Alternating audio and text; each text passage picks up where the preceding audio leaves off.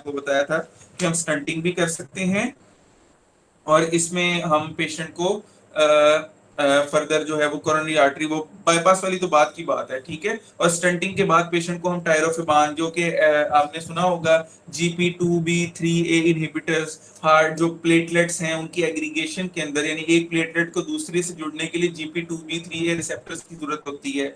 अगर वो रिसेप्टर्स के इनहिबिटर्स हम देंगे तो क्या होगा, प्लेटलेट एग्रीगेशन नहीं होगी, जिसके साथ हम पेशेंट को यानी थ्रोम्बस को टूट जाएगा। यानी एक पेशेंट को फर्दर थ्रोम्बस से प्रिवेंट करने के लिए हम ऐसे पेशेंट जैसे जिनके अंदर हम स्टंटिंग करते हैं, पोस्ट स्टंटिंग उनको हम टायरोफिबान लगाते हैं।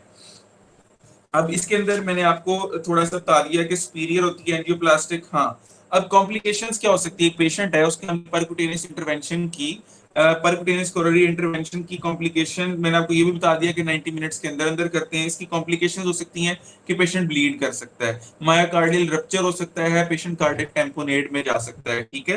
और ब्लीडिंग रिस्क या हीमाटोमा बनने का चांस बहुत है। अक्सर मैंने पेशेंट एफआईसी के अंदर हम देखते हैं जिनको हमने परक्यूटेनियस इंटरवेंशन की, उसके अंदर हम कहते हैं कि जहां से हमने परक्यूटेनियस इंटरवेंशन स्टार्ट की, यूजुअली हम फेमरल वेन को, हम रेडियल भी यूज कर सकते हैं लेकिन मोस्टली हम इसमें फेमरल जो है वो आर्टरी को यूज करते हैं, ठीक है।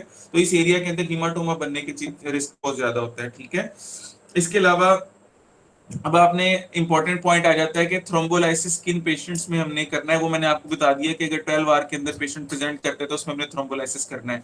किन पेशेंट्स के अंदर थ्रोम्बोलाइसिस कॉन्ट्राइंडिकेटेड है, यानी अगर एक पेशेंट आता है हमारे पास, हमने क्या क्या उससे सवाल पूछने हैं, तो जिसके बाद हम कहेंगे कि भाई आपको थ्रोम्बोलाइसिस के लिए आप फिट नहीं हो। पहली इंपॉर्टेंट पॉइंट ये होता है कि अगर पेशेंट को आपके पास आता है, उसको कोई जीआई ब्लीड की हिस्ट्री है या उसको ब्रेन हीमाटोमा की हेमरेजिक की हिस्ट्री यानी सीवीए की हिस्ट्री है, तो उसमें तो एब्सोल्यूट कॉन्ट्राइंडिकेशन है। या एक पेशेंट को स्ट्रोक हो चुका है विद इन 6 मंथ्स, तो कॉन्ट्राइंडिकेशन है। पेशेंट को 3 वीक्स के अंदर सर्जरी हुई है तो उसके अंदर वो कॉन्ट्राइंडिकेशन है। अगर बीपी मोर देन 180/100 है तो उसके अंदर भी पेशेंट को एसके लगाना कॉन्ट्राइंडिकेटेड है। रिसेंट सर्जरी वाली बात मैंने आपको बता दी भी है। अब याद रखें कि अभी हमने बात की एक्यूट कोरोनरी सिंड्रोम की। अब इसकी ट्रीटमेंट के अंदर मैंने आपको दोबारा से रिवाइज करवा देता हूं कि एक पेशेंट है, अगर नॉन एसटी एलिवेशन एमआई है, हेपरिन इज द आंसर। अगर एक पेशेंट है जो एसटी एलिवेशन के साथ प्रेजेंट कर रहा है, उसमें आर्स के हिसाब से देख लेना है। अगर मोर देन 12 आवर्स है तो आपने फिर उसको कुछ भी नहीं करना, लेस देन 12 आवर्स है तो आपने उसके अंदर थ्रोम्बोलाइसिस भी कर सकते हैं, और अगर पेशेंट 1 to 2 आवर्स में प्रेजेंट कर रहा है तो उसके अंदर भी आप परक्यूटेनियस इंटरवेंशन कर सकते हैं। अब इसके बाद आगे आ जाती है ट्रीटमेंट्स में हमने क्या क्या बात की। मैंने आपको बताया कि एक पेशेंट आता है तो उसके अंदर हम उसको क्या करते हैं, लोड करते हैं। जैसे आपने कहा होगा एस्पिरिन 300 मिलीग्राम देते हैं, क्लोपिडोग्रिल 300 मिलीग्राम देते हैं, लिपिड लोअरिंग जो ड्रग है वो 80 मिलीग्राम स्टैट में देते हैं, और साथ पेशेंट को जो है वो हेपरिनाइज भी कर सकते हैं, या पेशेंट को अगर नॉन एसटी एलिवेशन है तो हेपरिनाइज कर देंगे, अगर एसटी एलिवेशन है तो थ्रोम्बोलाइसिस के लिए प्रिपेयर करेंगे।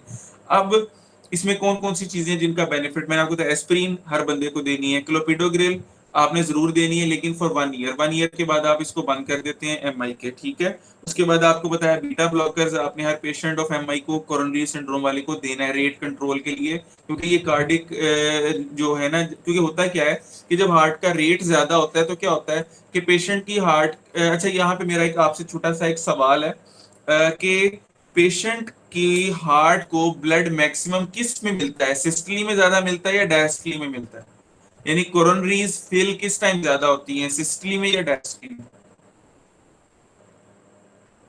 डायस्टोलिक फेज में। ठीक है ना। अब डायस्टली में क्या होता है कि कोरोनरीज को फिल होती हैं, अगर एक पेशेंट का रेट ज्यादा है तो उसमें क्या होगा, उसमें लेस डायस्टली का टाइम मिलेगा, यानी डायस्टली का टाइम कम हो जाएगा, यानी उसका सिस्टली वो ज्यादा करेगा, डायस्टली के अंदर उसे उतना ही, यानी हार्ट की फिलिंग का टाइम कम होगा, जितना फिलिंग टाइम कम होगा उतना ही कोरोनरी परफ्यूजन कम होगी। तो बीटा ब्लॉकर्स क्या करते हैं, रेट को कंट्रोल करते हैं। रेट कंट्रोल होने से क्या होता है कि डायस्टली का ज्यादा टाइम बढ़ जाता है हार्ट को, यानी जो है वो फिलिंग का टाइम भी मिल जाता है, दूसरा कार्डिक आउटपुट जो है वो भी रिड्यूस हो जाती है, हार्ट पे लोड कम हो जाता है, दूसरा कोरोनरीज के अंदर भी ब्लड जो है वो एडिक्वेट जाना शुरू हो जाता है। तो बीटा ब्लॉकर्स का ये बेनिफिट है। एस इनहिबिटर्स जो है वो हमारे क्या करेंगे, एस इनहिबिटर्स के अंदर लाजमी बात है हर पेशेंट को देना है, स्पेशली जो पेशेंट जिनके अंदर रिड्यूस इजेक्शन फ्रैक्शन है। फिर उसके बाद हेपरिन का मैंने आपको बताया कि नॉन एसटी एलिवेशन में देंगे, जो थ्रोम्बोलाइसिस है वो एसटी एलिवेशन एमआई के अंदर देंगे। बाकी मैंने एक बात अभी आपको थोड़ी सी बताई थी, वो बताई थी कि GP2B3A इनहिबिटर्स जिसके अंदर एफसिक्सिमैब है, टायरोफिबान है, ठीक है ना, ये जो वो ड्रग्स हैं जो जिनके अंदर हमने उन पेशेंट्स में सिर्फ देनी है जिनके अंदर हमने स्टंटिंग करनी है या एंजियोप्लास्टी करनी है। तो एंजियोप्लास्टी से पहले और उसके बाद में हम पेशेंट्स को ये लगवाते होते हैं, ठीक है। यहाँ तक आप लोगों को सारे टॉपिक समझ में आ गए, इससे आगे चलें, या यहाँ तक आप लोगों को कोई सवाल है तो मुझसे पूछ सकते हैं।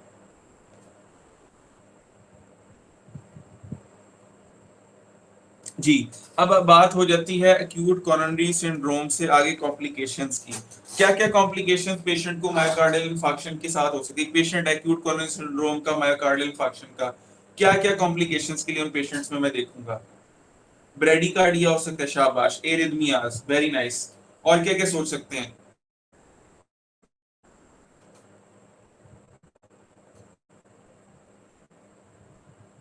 चलें, हार्ट फेलियर हो सकता है, ठीक है।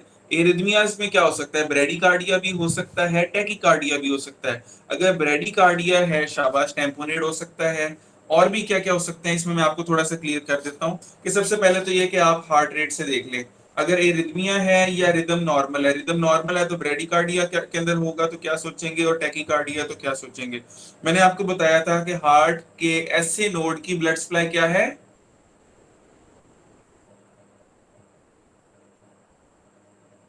No. Sir right coronary artery. Right coronary artery, शाबाश। अगर एक पेशेंट को राइट वेंट्रिकुलर इंफार्क्ट है या राइट कोरोनरी आर्टरी की इंफाक्शन हुई है तो ऐसे पेशेंट में ऐसे नोड डैमेज हो जाएगा। तो उस वो पेशेंट किस तरह प्रेजेंट करेगा? ब्रेडिकार्डिया के साथ। अब याद रखें कि एक तो ये ब्रेडिकार्डिया के साथ भी प्रेजेंट कर सकता है, और अगर साथ अदर मेजर वेसल भी ब्लॉक हो जाए तो फिर पेशेंट कंप्लीट हार्ट ब्लॉक के साथ भी प्रेजेंट कर सकता है। इन दोनों को कैसे डिफरेंशिएट करेंगे?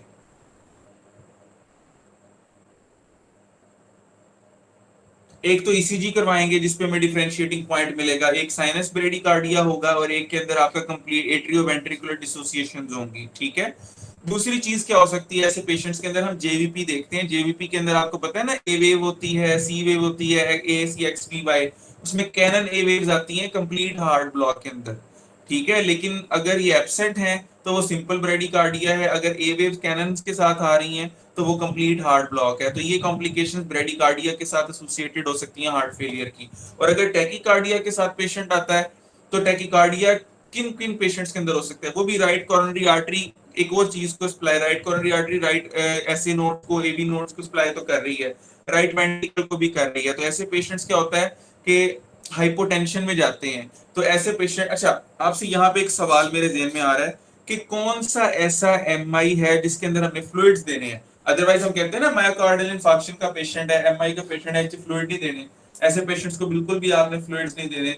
तो कौन सा ऐसा एमआई है जिसके अंदर फ्लूइड्स देंगे? ये एमसीक्यू है।